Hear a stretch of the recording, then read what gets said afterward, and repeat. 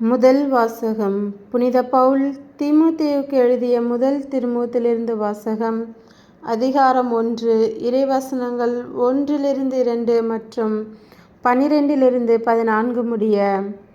விசுவாச அடிப்படையில் என் உண்மையான பிள்ளை தீமோத்தேயுவுக்கு நம் மீட்பராம் கடவுளும் நம்மை எதிர்நோக்குடன் வாழச் செய்யும் கிறிஸ்து இயேசுவும் இட்ட கட்டளையின்படி கிறிஸ்து இயேசுவின் திருத்தூதனான பவுல் எழுதுவது.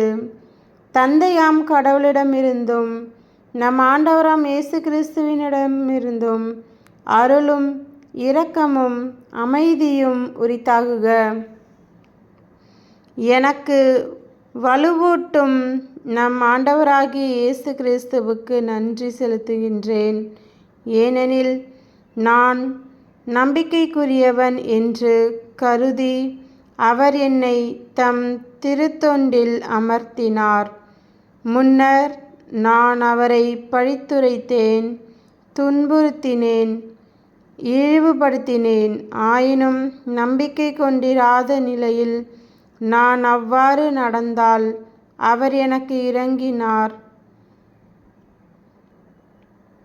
இயேசு கிறிஸ்துவோடு இணைந்த நிலையில் ஏற்படும் நம்பிக்கையோடும் அன்போடும் நம் ஆண்டவரின் அருள் அளவின்றி பெருகியது. ஆண்டவரின் அருள்வாக்கு. இறைவா உமக்கு நன்றி. நற்செய்தி வாசகம். புனித லூக்கா எழுதிய நற்செய்தியிலிருந்து வாசகம். அதிகாரம் 6.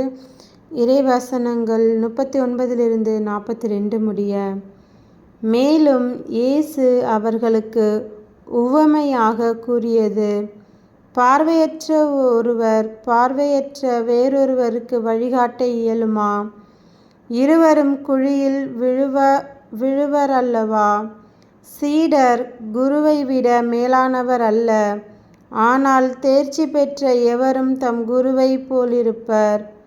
நீங்கள் உங்கள் கண்ணில் இருக்கும் மரக்கட்டையை பார்க்காமல் உங்கள் சகோதரர் அல்லது சகோதரியின் கண்ணில் இருக்கும் துரும்பை கூர்ந்து கவனிப்பதேன்?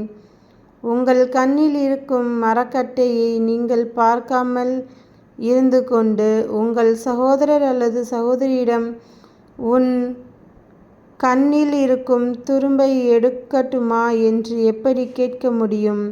வெளிவேடக்காரரே, முதலில் உங்கள் கண்ணில் இருக்கும் மரக்கட்டையை எடுத்து எறியுங்கள். அதன்பின் உங்கள் சகோதரர் அல்லது சகோதரியின் கண்ணில் இருக்கும் துரும்பை எடுக்க உங்களுக்கு தெளிவாய் கண் தெரியும். கிறிஸ்துவின் நற்செய்தி. கிறிஸ்துவே உமக்கு புகழ்.